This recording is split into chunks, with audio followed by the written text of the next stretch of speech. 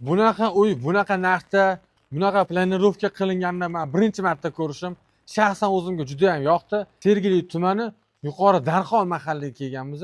Bu 8 sotixli, 6 ta xonasi, plus oshxona, 4 ta sanuzeli joylashgan uyimiz sotuvga chiqyapti.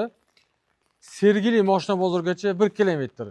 Choshtepagacha ham 1-1,5 kilometr ekan. Siz metro ham juda yaqin deyapti. Sizlar bilan birga shu uyimizning obzorini qilib chiqamiz. Planirovkasiga men juda ham qoyil qoldim.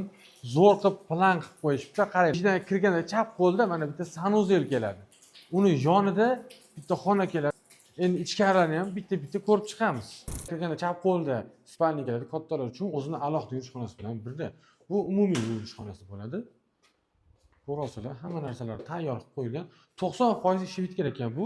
Oshxona bo'ladi. Mebellarigacha kelgan, televizorlarigacha qo'yib qo'yishgan.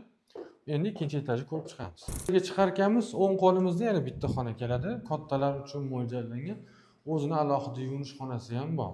To'g'riga o'tarkanmiz yana o'ng qo'lda bitta xonamiz keladi. Bu bolalar uchun detskiy. Chap qo'lda yana bitta xonamiz keladi.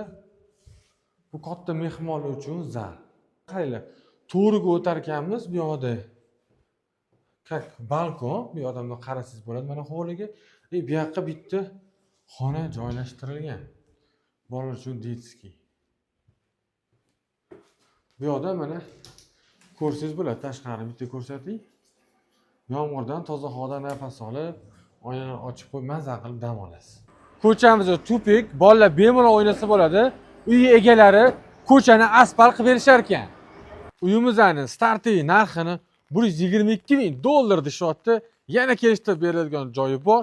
Qiziqqanlar uchun men past egalar raqamini qoldiraman. Aloqaga chiqib baraka qilsanglar bo'ladi.